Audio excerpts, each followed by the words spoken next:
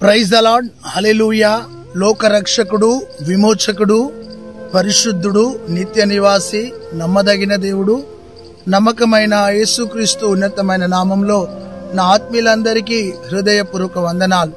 దేవుని అపారమైన కృప ద్వారా ఈరోజు మనమంతా సజీవ లెక్కలో ఉన్నాం. మనకంటే గనులైన వారు, మనకంటే బలవంతులైన వారు, మనకంటే ఖ్యాతి గలవారు ఈ లోకయాత్ర ముగించుకున్నారు.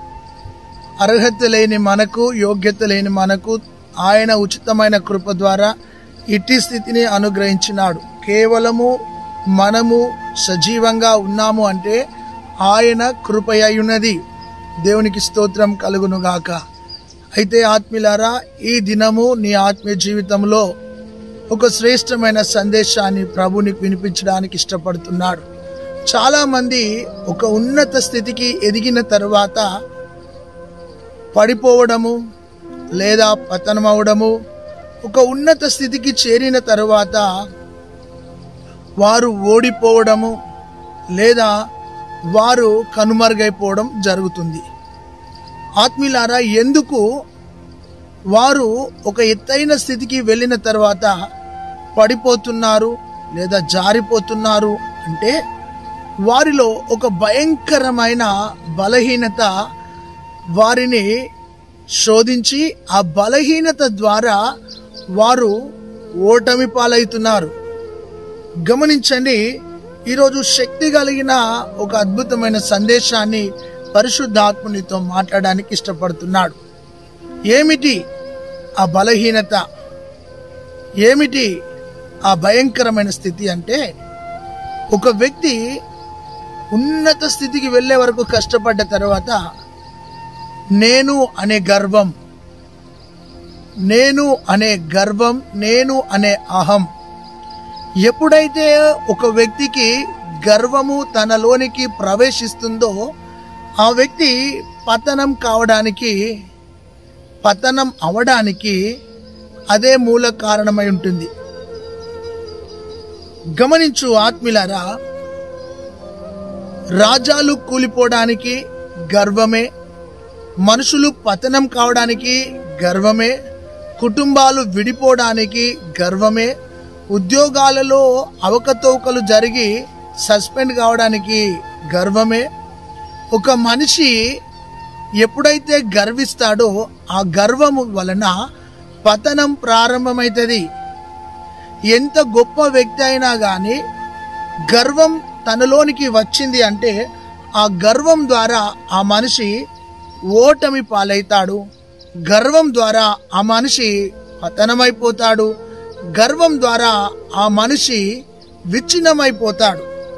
గమనించండి, ఉదాహరణకు మా నాన్న పోలీస్ అన్న గర్వం కొందరికి, మా నాన్న డాక్టర్ అన్న గర్వం కొందరికి, మా నాన్న రాజకీయవేత్త అనే గర్వం, అంతేకాదు మా తండ్రి ఒక లాయర్ అన్న గర్వం, లేదా నేను ధనవంతుని అన్న గర్వం.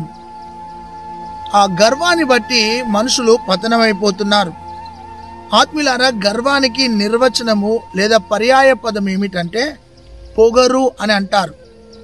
అంతేకాదు అతిశయము, అంతేకాదు అహంభావము, అహంకారము, అంతేకాదు టిక్కు, దురంకారము, ఇలా చెప్పుకుంటూ వెళ్తే మొండితనము, దుడుకుతనము, మండిపాటు, ఈ విధముగా ఎవరిలోనైతే అహంకారం, అహంభావం, అతిశయము, పొగరు ఇలాంటివి ఏ వ్యక్తిలోనైతే బిల్డప్ అవుతాయో ఆ వ్యక్తి ఓడిపోవడం ఖచ్చితం.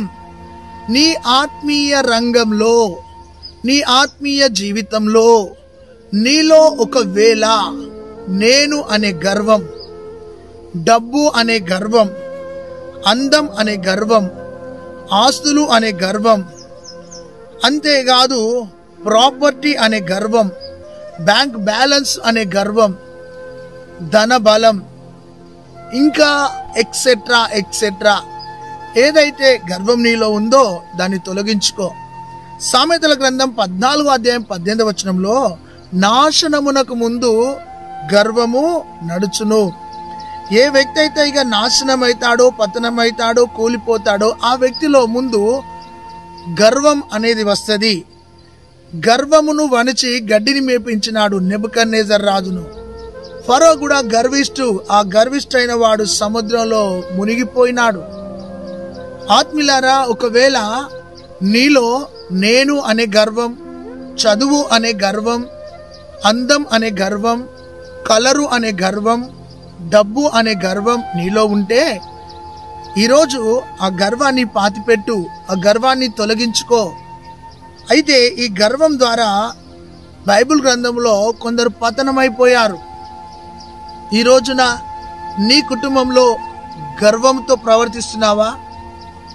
ఉద్యోగం ఉంది అన్న గర్వం నీలో ఉందా? నాకేమి తక్కువలే అన్న గర్వం నీలో ఉందా? నేను వాడబడుతున్నానన్న గర్వం నీలో ఉందా? ఈ రోజున దేన్ని బట్టి గర్విస్తున్నావు? వచ్చేటప్పుడు నువ్వేమైనా తీసుకొచ్చావా? పోయేటప్పుడు నువ్వేమైనా తీసుకొని వెళ్తావా? వట్టి చేతులతో వచ్చావు, వట్టి చేతులతో వెళ్తున్నావు. నీకెందుకు మరి ఆ గర్వం వచ్చింది అంటే, అన్ని సమకూర్పు నీ కళ్ళ ముందు కనబడగానే నీలో తెలియని ఒక అతిశయం, అహంభావం, అహంకారం, అవివేకం నిన్ను ఓడగొడుతున్నాయి. ఒక రాజు యుద్ధానికి వెళ్తున్నాడు. అతనికి 1000 సైన్యం ఉంది. అతడు అనుకున్నాడు, నేను ఓడిపోను అనే అహంకారం తనలోనికి వచ్చి ఎవరినైనా నేను ఒంటి చేతో గెలుస్తాననుకున్నాడు. ఒకరోజు అతడు యుద్ధానికి వెళ్ళినప్పుడు, అతడు యుద్ధం చేయించినప్పుడు అతని యొక్క శిరస్రాణము ఊడిపోయింది. అప్పుడు అనుకున్నాడు, శిరస్రాణం ఊడిపోతే ఏమైతేలే, నా చేతిలో ఖడ్గం ఉంది అన్న అతిశయం. కొంత సమయానికి అతడు వెళ్తున్నప్పుడు అతని దట్టి ఊడిపోయింది. దట్టి ఊడిపోతే ఏమైందిలే, నా చేతిలో ఖడ్గం ఉంది అనుకున్నాడు. అలా వెళుతుండగా అతని పాదములకున్న జోడులు ఊడిపోయినాయి. అయితే నాకేమైతేలే అన్న అతిశయంతో ఖడ్గం ఉంది కదా అనుకున్నాడు. అలా వెళుతుండగా గుర్రము జారి కింద పడిపోయింది. గుర్రం పడితే ఏందిలే, నా చేతిలో ఖడ్గం అన్న అతిశయం. ఆ విధంగా వెళుతుండగా శత్రువులు ఎదురై అతని మీదకి బాణాలు విసురుతుంటే డాలుతో అడ్డం పెట్టినాడు. కొంత సమయానికి డాలు కింద పడిపోయింది. నా చేతిలో ఖడ్గం ఉన్నదిలే అన్న అతిశయం. మరికొద్దిసేపటికి ఆ యొక్క చేతిలో ఉన్న ఖడ్గము కూడా ఊడిపోయింది. అప్పుడు తనకు అర్థమైంది, నేను ఓడిపోతున్నాను. ఎందుకు తన ఓటమి జరిగింది, ఎందుకు అతడు ఓడిపోయాడు అంటే, నాకు అతిశయం ఎక్కువ, నాకు అన్నీ ఉన్నాయన్న అతిశయం. కానీ ఒకటి పోయిన తర్వాత చివరికి ఒంటరి వాడైపోయి చనిపోయాడు. అయితే అతడు ఏమనుకున్నాడు తెలుసా? నాకు ఇది ఉంది, నాకు అది ఉంది, నాకు ఇది ఉంది, నాకు అది ఉంది అని. చివరికి అన్ని పోయినాక ఒంటరి పాలై ఓడిపోయాడు. నీ జీవితంలో కూడా ధనం ఉంది, అందముంది, ఆస్తి ఉంది అని నువ్వు గర్విస్తున్నావేమో. ప్రియ సహోదరుడా, సహోదరి, అవి ఏవి నిన్ను రక్షించాయని తెలుసుకో. అయితే ఆత్మీయులారా, పరిశుద్ధ గ్రంథంలో మనం చూస్తే లేవియా కాండం 26వ అధ్యాయము 19వ వచనం, ద్వితీయోపదేశ కాండం 32వ అధ్యాయం 27వ వచనంలో వారు బలగర్వము చేత, ఏ గర్వం తెలుసా? నాకు బలం ఉంది అన్న గర్వం. ఇశ్రాయేలీలు దేవుని బలాన్ని పక్కకు పెట్టి, దేవుని శక్తిని పక్కకు పెట్టి, మాకు బలం ఉంది, మాకేం తక్కువ, మాకు బలం ఉంది అన్న బల గర్వంతో దేవుణ్ణి మర్చిపోయారు. దేవునికి దూరం అయిపోయారు. దేవుని ప్రక్కకు పెట్టినారు. బల గర్వము చేత భంగపడినారు. సహోదరుడా, సహోదరి, బలాన్ని చూసి నువ్వు అతిశయిస్తున్నావేమో. నీ శరీరములో ఉన్న రక్తము వేడిగా ఉన్నప్పుడు, ఆ రక్తంలో హిమోగ్లోబిన్ ఉన్నప్పుడు నువ్వు చాలా గట్టిగానే ఉంటావు. కానీ ఈ బలం నీ శాశ్వతం కాదు. షుగర్ వస్తే నీ బలం, బీపీ వస్తే నీ బలం, థైరాయిడ్ వస్తే నీ బలం. నీ బలము నిన్ను ఏం చేస్తుందంటే ఒకరోజు విడిచిపెడుతుంది. ఇశ్రాయేలీలు ఆకాశము నా సింహాసనం, భూమి నా పాదపీఠం అని సెలవిచ్చిన యెహోవా షమ్మా అన్న తోడైన దేవుని బలాన్ని మర్చిపోయి, యెహోవా నిస్సి జయమిచ్చే దేవుని బలాన్ని మర్చిపోయి వారేమన్నారు తెలుసా? బలగర్వము చేత యుద్ధము చేయడానికి వెళుతున్నారు. ఆత్మీయులారా, ఈ రోజున ఈ యొక్క ఇశ్రాయేలీలు బలగర్వము చేత వెళ్ళి ఓడిపోయినారు. గమనించండి, హాయి చిన్న పట్టణం. ఇశ్రాయేలీలు చాలా బలాజ్జులు, గొప్పవారు వెళ్ళి ఆ చిన్న పట్టణం మీద ఓడిపోయినారు. కొన్నిసార్లు నీ ఆత్మీయ జీవితంలో బలాన్ని నమ్ముకొని, ధనాన్ని నమ్ముకొని ఓటమి పాలైనావేమో. కళ్ళు తెరుచుకో, మనసు మార్చుకో, హృదయాన్ని మార్చుకో. అలెగ్జాండర్ ప్రపంచాన్ని గెలిచిన బలమైన వ్యక్తి దోమకాటు ద్వారా చనిపోలేదా? అంతేకాదు, మైకేల్ జాక్సన్ 49వ సంవత్సరంలోనే ప్రపంచంలో ఉన్న ధనవంతులలో ఒకడిగా ప్రపంచాన్ని షేక్ చేసిన వ్యక్తి భయం అనే గుప్పిట్లో కుమిలి 49వ సంవత్సరంలోనే మరణించలేదా? రాజులు, గనులు బలాన్ని నమ్ముకొని ఓడిపోయిన వారు ఎందరో ఉన్నారు. నీ ఆత్మీయ జీవితంలో నీవు బలాన్ని నమ్ముకొని, ధనాన్ని నమ్ముకొని ఓడిపోతున్నావేమో. అది నీకు శాశ్వతం కాదు.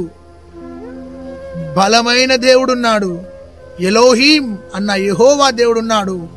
యెహోవా నా బలమా, నేను నిన్ను ప్రేమిస్తున్నానని దావీదు అన్నాడు. తన బలాన్ని ప్రేమించుకోలే. యెహోవా నా బలం, నా దుర్గం, నా కేడం, నా కోట, నేను నమ్ముకును నా దేవుడని నేను యెహోవాను చెప్పుచున్నాను అన్నాడు. ఆ గొప్ప దేవుణ్ణి, ఆయన బలాన్ని ఆశ్రయిస్తే నువ్వెన్నడూ ఓడిపోవు. అయితే కొందరు మాటల గర్వం, కొందరికి బల గర్వం, కొందరికి హృదయ గర్వం, కొందరికి గెలిచిన అన్న గర్వం, కొందరికి నోటి గర్వం, కొందరికి నాశనముకు ముందు గర్వం, కొందరికి పతనానికి ముందు గర్వం, కొందరికి అహంకారం అనే గర్వం, కొందరికి అతిశయం అనే గర్వం, కొందరికి మెడవంచని గర్వం, కొందరికి మాట వినని గర్వం, కొందరికి ఆభరణములను ప్రేమించే గర్వం, కొందరు విననులని గర్వం, కొందరు ఓరచూపు అనే గర్వం, కొందరు విననిళ్ళని ప్రజలుగా గర్వించేవారు, చెడిన మనసు అనే గర్వం, శరీర సుఖము అనే గర్వం. ఇలాంటి గర్వాలకు అడిక్ట్ అయి నీ ఆత్మీయతను పోగొట్టుకుంటున్నావేమో, నీ ఆత్మీయతను ఎక్కడో తాకట్టు పెడుతున్నావేమో. ఈరోజు నీ ఆత్మీయ జీవితంలో ఏ గర్వంతో ఉన్నావు? నీ గర్వాన్ని విడిచిపెట్టు. ప్రభువే నీతో మాట్లాడుతున్నాడు. ఒకవేళ నువ్వు ఎత్తైన స్థితిలో ఉన్న ఒక ఉన్నతమైన ఆత్మీయుడు కావచ్చు, ఒక గొప్ప దైవజనుడివి కావచ్చు, చిన్నవాళ్ళని చూసినప్పుడు నీలో ఒక తీరైన గర్వం, అహం బయటకు వస్తుందేమో. అలాంటి గర్వం నీలో ఉంటే తొలగించుకో. ధనాన్ని బట్టి ఒకవేళ గర్విస్తున్నావు కావచ్చు, కానీ నీ ధనం నీతో రాదు, నీ అందం నీతో రాదు, నీ గృహం నీతో రాదు, నీ చదువు నీతో రాదు. ఆత్మీయులారా, ఈ గర్వం అనేది ఏ వ్యక్తిలో అయితే ఉంటుందో ఆ వ్యక్తి పతనమైపోతాడని బైబిల్ చెప్తుంది. దేవుడు నిన్ను దర్శిస్తున్నాడు. రెండవదిగా చూస్తే ఆత్మీయులారా, 1 సమూయేలు గ్రంథం 2వ అధ్యాయం 3వ వచనము, కీర్తనకారుడు 17వ కీర్తన 10వ వచనములో నోటి గర్వము. కొందరు నోటికి ఎంత వస్తే అంత మాట్లాడుతూనే ఉంటారు, భయంకరంగా మాట్లాడుతూ ఉంటారు. నోటికి హద్దు ఉండదు, అదుపు ఉండదు. నీ నోటి ద్వారా మృదువైన మాటలు, ఆదరణ మాటలు, బలపరిచే మాటలు, బ్రతికించే మాటలు, ఓదార్చే మాటలు, సేద తీర్చే మాటలు, రక్షించే మాటలు, స్వస్థపరిచే మాటలు, విడిపించే మాటలు, విడుదలనిచ్చే మాటలు, ప్రోత్సహించే మాటలు, పురికొల్పే మాటలు. నీ నోటి ద్వారా ఉప్పు వేసినట్టు నీవు మృదువుగా, కృపాసహితముగా, చక్కగా నువ్వు మాట్లాడాలి. దేవుడు నీకు నోరిచ్చింది ఎందుకంటే ఎదుటి వ్యక్తిని దీవించడానికి ఇచ్చాడు. మీరు దీవెన వచనములను పలుకుడి అనున్నది. అయితే వీరు నోటి గర్వము చేత ఏ గర్వము? నోటి గర్వము చేత వీరు దేవుణ్ణి దూషిస్తున్నారంట. నిన్ను కలగజేసిన నీ దేవుణ్ణి దూషిస్తున్నారు. ఆత్మీయులారా, కడుపున పుట్టిన పిల్లలు తల్లిదండ్రులను దూషిస్తే తల్లిదండ్రులు ఎంత బాధపడతారు? గమనించండి. వీరు కళ్ళు తెరుచుకున్న తర్వాత, వీరు ఆత్మీయంగా దీవించబడ్డ తర్వాత, ఆత్మీయంగా ఒక ఎత్తైన స్థితికి వెళ్ళిన తర్వాత వీరిలో దేవుణ్ణి దూషించే గర్వం, దేవుణ్ణి ఏ వ్యక్తి అయితే దూషించినట్టు మాట్లాడతాడో ఆ వ్యక్తిని దేవుడు ద్వేషిస్తాడు. ఆలోచించండి. కొందరేమో బలగర్వము చేత విర్రవీగి ఓడిపోయినారు. కొందరు నోటి గర్వము చేత, మాట గర్వము చేత ఇష్టానుసారమైన మాటలు. గమనించండి. కొందరు ఒక మాట మాట్లాడితే దానికి త్రిబుల్ మీనింగ్స్ ఉంటాయి. డబల్ మీనింగ్స్ కాదు, త్రిబుల్ మీనింగ్స్ ఉంటాయి.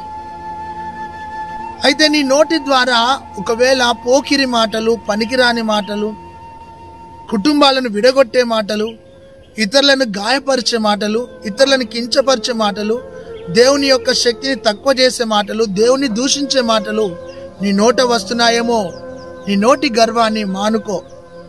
ఒక యథార్థమైన సంఘటన మీతో మాట్లాడడానికి ఇష్టపడుతున్నాను. ఒకరోజు హాస్పిటల్కి వెళ్ళాను. హాస్పిటల్లో ఒక వ్యక్తికి ప్రార్థన చేస్తుంటే ప్రక్కకు మరొక తల్లి ఉంది. ఆ తల్లి కోసం ప్రార్థన చేస్తున్నాను. ఆ తల్లికి నోటికి క్యాన్సర్ వచ్చింది. అయితే ఆ తల్లి కోసం ప్రార్థన చేస్తుంటే ఆ ప్రక్కకున్న తన బంధువురాలు అంటుంది, నోరు ఉన్నప్పుడు నోటిని అదుపులో పెట్టుకోలేదు ఈమె. అందరి సేవకులను దూషించింది, అన్ని కుటుంబాలను దూషించింది, అందరిని శపించింది. నోరు కాదు, ఒక పెద్ద డ్రైనేజీ. అలా మాట్లాడింది అయ్యా నోరున్నప్పుడు. చూడండి, అంటే అట్లా మాట్లాడినందుకు దేవుడు శిక్షించినాడని కాదు. నోరు ఉన్నప్పుడు నోటిని అదుపులో పెట్టుకోవాలి. గమనించండి. ఒకవేళ నీ భర్తను ఇష్టం వచ్చినట్టు మాట్లాడుతున్నావా, నీ భార్యను ఇష్టం వచ్చినట్టు మాట్లాడుతున్నావా, నీ పిల్లలను ఇష్టం వచ్చినట్టు మాట్లాడుతున్నావా, నీ నోటికి కొంచెం అదుపు పెట్టు అని ప్రభు చెప్తున్నాడు. వారు నోటి బలము చేత పతనమైపోయినారు. అంటే ఆత్మీయులారా, వారంతటా వాళ్ళే ఓడిపోయినారు. ఎవరు ఓడించలే. ఒకరేమో బలగర్వం చేత ఓడిపోయారు, మరొకరేమో నోటి గర్వం చేత ఓడిపోయారు. ఈరోజు నీకే గర్వం ఉంది? ఆత్మీయునిగా చెప్తున్నాను. నేను అనే గర్వం ఉందా? నాది అన్న గర్వం ఉందా? యేసు నామములో తొలగిపోవును గాక. తొలగించుకో. ప్రభు నీతో మాట్లాడుతున్నాడు. దేవునికి మహిమ కలుగును గాక. మూడో విషయాన్ని చూస్తే ఉపద్య గ్రంథం 1వ అధ్యాయము 3వ వచనంలో హృదయ గర్వము చేత, ఎంత భయంకరమైన మాట అండి. హృదయ గర్వము చేత. హృదయమే దేవుని ఆలయం. ఇదిగో నేను తలుపు నొద్ద నిలుచుని తట్టుచున్నాను, ఎవడైనా తలుపు తీసిన నేను అతనితో, అతను నాతో కూర్చొని భోజనము చేయును అని దేవుని వాక్యం సెలవిస్తుంది. హృదయము దేవుని ఆలయం. అయితే ఆ హృదయములో దేవుని సన్నిధి ఉండాలి, దేవుని ప్రసన్నత ఉండాలి, హృదయములో దేవుని యొక్క మహిమ ఉండాలి. కానీ ఇక్కడ చూస్తే హృదయ గర్వము చేత. ఆత్మీయులారా, ఏ కట్టెకు నిప్పుంటుందో ఆ కట్టె కాలిపోతుంది. ఏ కట్టెనైతే చెదలు పడుతుందో ఆ కట్టెనే కూలిపోతుంది. చెదలున్న కట్టె కూలిపోయినట్టు, నిప్పున్న కట్టె కాలిపోయినట్టు హృదయంలో గర్వం పెట్టుకొని నువ్వు పైకి నటిస్తున్నావేమో, నీ హృదయ గర్వాన్ని తీసేసుకో అని ప్రభు చెప్తున్నాడు. అయితే వారు హృదయ గర్వము చేత మోసపోయినారంట. గమనించండి.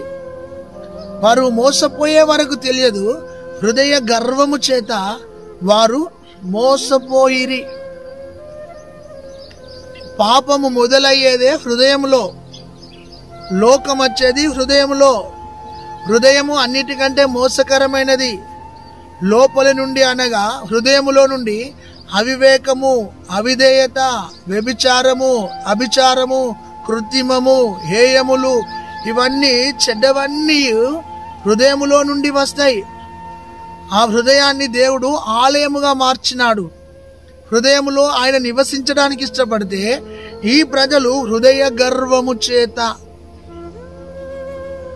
కొందరేమో బలగర్వము చేత పతనమైపోయినారు, కొందరు మాట గర్వము చేత ఓడిపోయినారు, ఇక్కడ హృదయ గర్వము చేత మోసపోయినారు. చూడండి, దేవుని తెలుసుకున్న బిడ్డలు గర్వముగా ప్రవర్తించొద్దని ప్రభు మనతో సూటిగా మాట్లాడుతున్నాడు.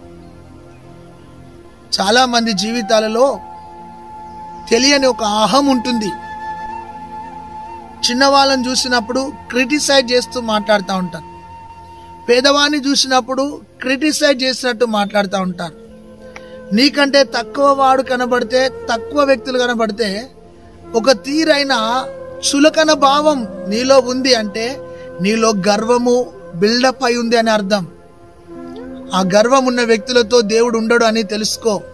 వినయ మనస్కుల వారి యొద్ద నేను నివసించేదను, గర్వము వణిచి నేను వారిని గద్దించేదను. ఒకవేళ నువ్వు ఎంతటి స్థితిలో ఉన్నా గర్వం అనేది ఉంటే ఈరోజు తొలగించుకో. గర్వం ఉన్న వ్యక్తిని గడ్డి మేపినాడు గుర్తుపెట్టుకో. దేవుడే నిన్ను దర్శిస్తున్నాడు. సహోదరుడా, సహోదరి, ఈరోజు నీ హృదయ నేత్రాలను తెరుచుకో, నీ హృదయాన్ని మార్చుకో. ప్రభు నిన్ను దర్శిస్తున్నాడు. హల్లెలూయా. ఒకరోజు ఒక పెద్ద వ్యక్తి దగ్గరికి వెళ్ళాను.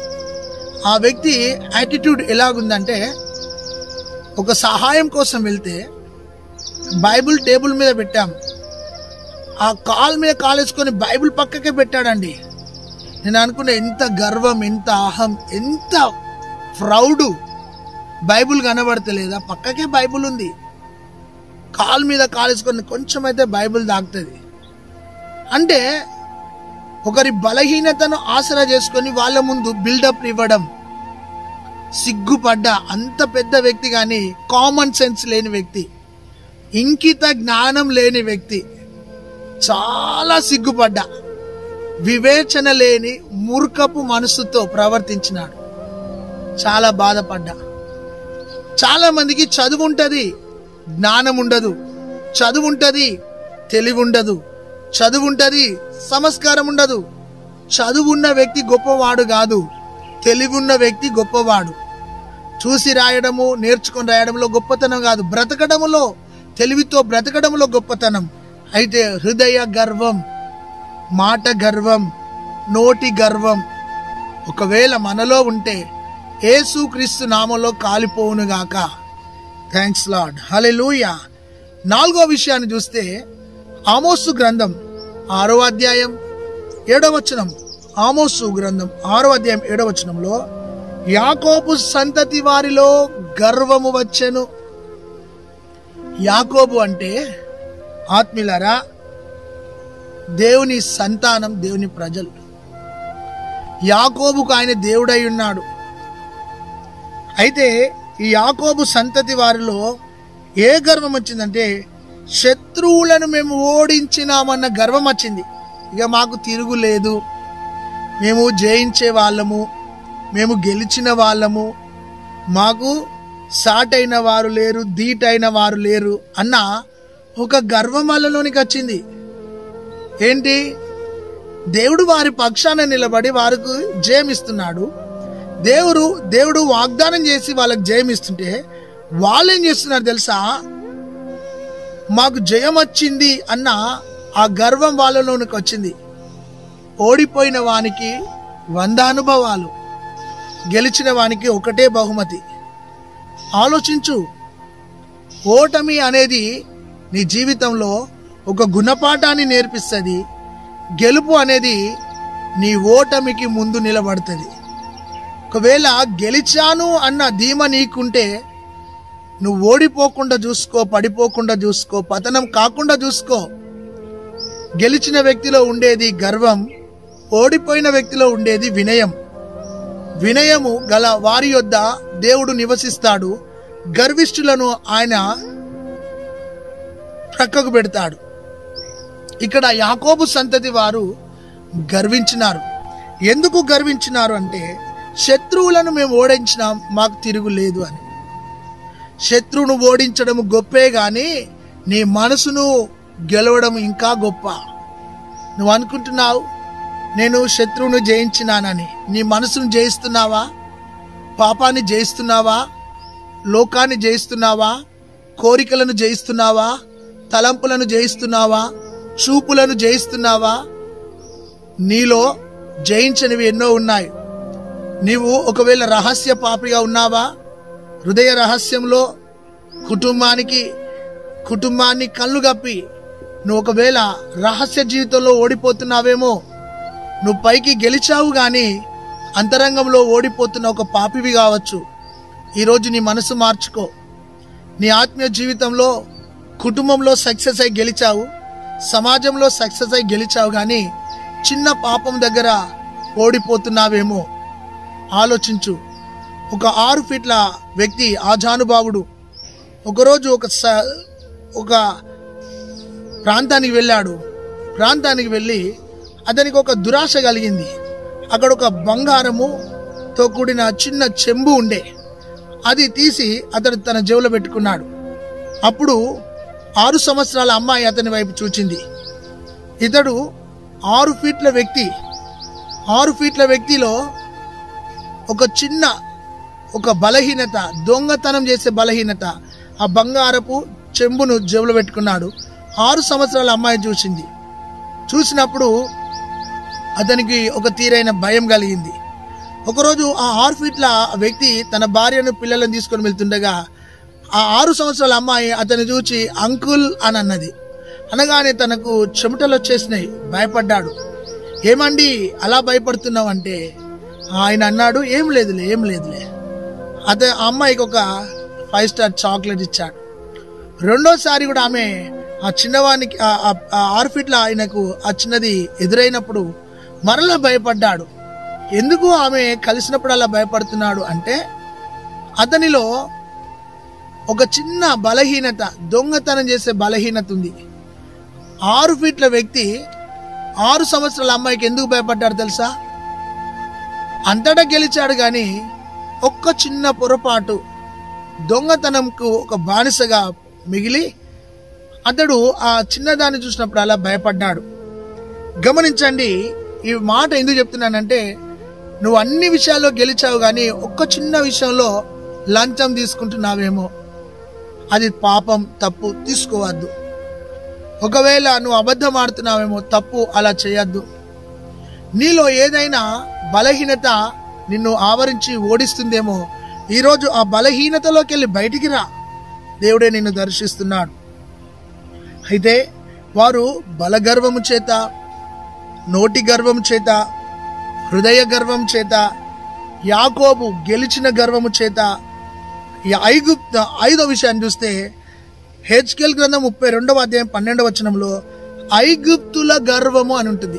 ఐగుప్తుల గర్వము ఏంటి? ఐగుప్తు అంటే ధనము, బలము, అందము. ఈ ధనము, ఈ బలము అనే గర్వం వాళ్ళలో ఉంది. ఈ ఐగుప్తులలో ధనం ఎక్కువ ఉంది, వాళ్ళకు విస్తారమైన సైన్యం అనే బలం ఉంది. అయితే ఈ ధన బలాన్ని బట్టి, ఈ కండ బలాన్ని బట్టి వాళ్ళు అతిశయించి ఓడిపోయినారు. ఆలోచించు. ధనము సమస్త కీడులకు మూలం. నువ్వు ఎంత సంపాదించుకుంటావో అంత సమాధానం లేని బ్రతుకు నీకుంటది. నువ్వెంత సంపాదించుకుంటావో అన్ని సమస్యలు నీలోనికి వస్తాయి. చాలా మంది అనుకుంటారు సంపాదించాలని.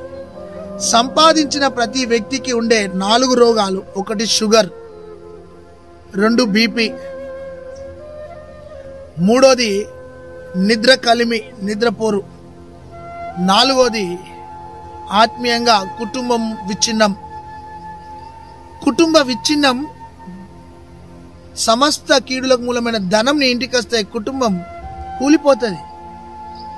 ఈ ధనం ఎలా వస్తుంది నీ ఇంటికంటే ఇతరుల తలల మీద చేతులు పెట్టి, బల్లల కిందికి వెళ్ళి చేతులు పెట్టి, నీ పిల్లలను పెద్దవాళ్ళని చేసి వారికి వివాహాలు చేస్తే ఆ వివాహాలలో వాళ్ళు ఓటమి పాలైపోతారు.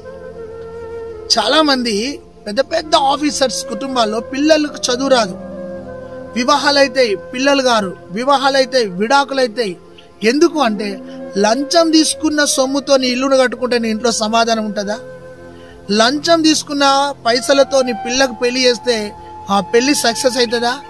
ఇతరుల కష్టాజితాన్ని దోచుకొని, వారి చెమటను దోచుకొని, వారి రక్తాన్ని దోచుకొని నువ్వు ధనాన్ని సంపాదించుకొని ధనబలము చేత బ్రతుకుతున్నావేమో. ఐగుప్తు ధనబలం, ఐగుప్తు ఖండబలం చేత వాళ్ళు ఓడిపోయినారు. నా ప్రియమైన సహోదరి సహోదరుడా, ఎందుకు ఈ మాట నొక్కి నొక్కి చెప్తున్నానంటే, బ్యాంక్ బ్యాలెన్స్ చూసుకొని విర్రవీగుతున్నావేమో. నువ్వు చచ్చినప్పుడు నీతో ఒక్క పైసా రాదు. నువ్వు చచ్చినప్పుడు నీతో బలము ధనము ఏది రాదు. ఒంటరిగా వచ్చినావు, ఒంటరిగా వెళ్ళిపోతావు. అయితే ఒంటరిగా పుట్టావు, ఒంటరిగా వెళ్ళిపోతావు. ఈ మధ్యలో నటన ఇదంతా.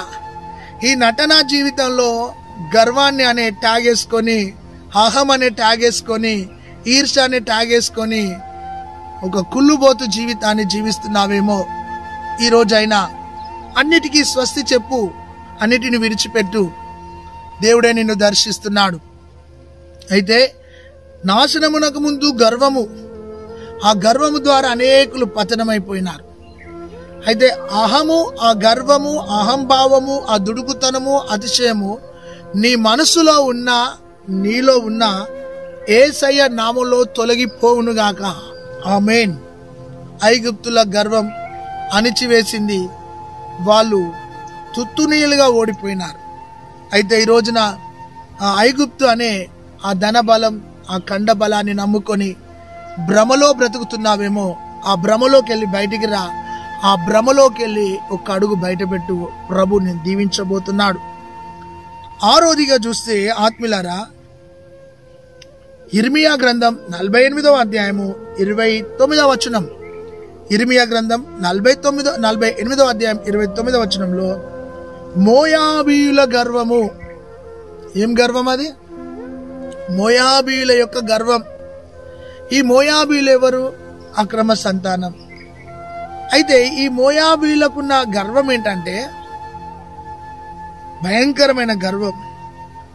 వీళ్ళు అందాన్ని బట్టి, ఈ మోయాబీలలో చాలా మంది అందగత్తెలు ఉంటారు. అందం అనే గర్వం, సౌందర్యం అనే గర్వము, అంతేకాదు వాళ్ళు శరీర కోరికలకు బానిసలై తృప్తి చెంది వాళ్ళ శరీర కోరికలను తీర్చుకుంటూ ఈ శరీరమే మాకు సుఖం ఇస్తుంది అన్న గర్వం. ఎంత పాడు విషయం అండి. అంటే అందాన్ని చూసి ఎగిసిపడే గర్వం చాలా మందిలో ఉంటది. 60 సంవత్సరాలు అయితే నీ తోలు ముడతబడుతుంది. షుగర్ వస్తే ఓ అందమా, నిన్ను చూడబుద్దే కాదు ఓ అందమా. వయసు మీద పడితే ఓ అందమా, ముడతలు వస్తాయి అమ్మా ఓ అందమా అని ఒక పాట రాశాను. మురిసిపోకే ఓ అందమా, మురువబోకే ఓ అందమా, ఎంత మురిసినా అందమా, నిన్ను మట్టిలో పెట్టాలే ఓ అందమా. ఏసీలో ఉంటే అందమా, సల్లంగా ఉంటావు అందమా, ఎండకస్తే ఓ అందమా, మాడిపోతావే ఓ అందమా. ఉదయకాలం అందు అందమా, పచ్చగా ఉంటావమ్మా అందమా, మధ్యాహ్నం అందు అందమా, మాడిపోతావు. పాన్సు రుద్దిన అందమా, పాసి వాసనస్తుంది అమ్మా అందమా, నువ్వు మురిసిపోకే ఓ అందమా. నగలేసుకుంటే అందమా, నీ నడక మారుతుంది అందమా. చూడండి, అద్దము ముందర అందమా, ఎంతో అందంగా ఉంటావే అందమా, అరగంటలోనే అందమా, ఆవిరైపోతుందే నీ అందము ఓ అందమా. ఈ ఐగుప్తుల గర్వం అందాన్ని బట్టి. సో మైకేల్ జాక్సన్ కోసం ఇప్పుడు చెప్పాను కదా, మైకేల్ జాక్సన్ లో కూడా అతనిలో నెలకొక తీరుగా, సంవత్సరానికి ఒక తీరుగా తయారయ్యేవాడు. గమనించండి, అందాన్ని బట్టి గర్వించి ఆగమైన వారు, సౌందర్యాన్ని బట్టి గర్వించి కూలిపోయిన వారు ఉన్నారు. అందము మోసకరం, సౌందర్యము వ్యర్థమని దేవుని వాక్యం సెలవిస్తుంది. ఈరోజు ఐగుప్తుల గర్వం, అందం అనే గర్వం నీలో ఉందా? తీసేసుకో. ఐగుప్తుల మోయాబీల గర్వం ఉన్నదా? తీసేసుకో. ఐగుప్తుల గర్వం ఉన్నదా? తీసేసుకో. యాకోబు సంతతిలో ఉన్న గర్వం నీ ఇంట్లో ఉన్నదా? తీసేసుకో. హృదయ గర్వం ఉందా? తీసేసుకో. మాట గర్వం ఉందా? తీసేసుకో. నోటి గర్వం ఉందా? తీసేసుకో. ఈ గర్వం చేయబట్టి నువ్వు పతనమవుతున్నావు, పాడైపోతున్నావు, కూలిపోతున్నావు, రాలిపోతున్నావు. ఈ రోజున ఈ గర్వం నీలోకెళ్ళి తొలగించబడును గాక. చివరిగా ఒక మాట ఆత్మీయులారా, ఇర్మియా గ్రంథం 13వ అధ్యాయం 9వ వచనం 10వ వచనంలో యూదావారి గర్వము.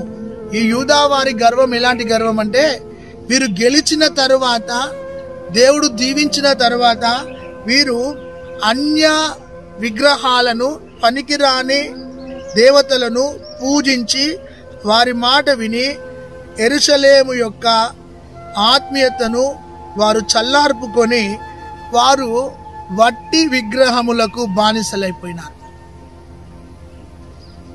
నిజమైన శక్తి కలిగిన ప్రభును విడిచిపెట్టి యూదా వారి గర్వం చూడండి. ఓడ దాటిన తరువాత డాష్ అన్నట్టు, అంటే ఓడ దాటినోనే తిట్టినట్టు. డాష్ అంటే ఏదో చెడు మాట కాదు. ఓడ నావికుడు ఓడ దాటిచ్చినాక ఓడ నావికుని చూసి బోడి నావికుడా అన్నట్టు వారు విజయం పొందుకున్న తరువాత యూదా వారి యొక్క గర్వం ఏమిటంటే,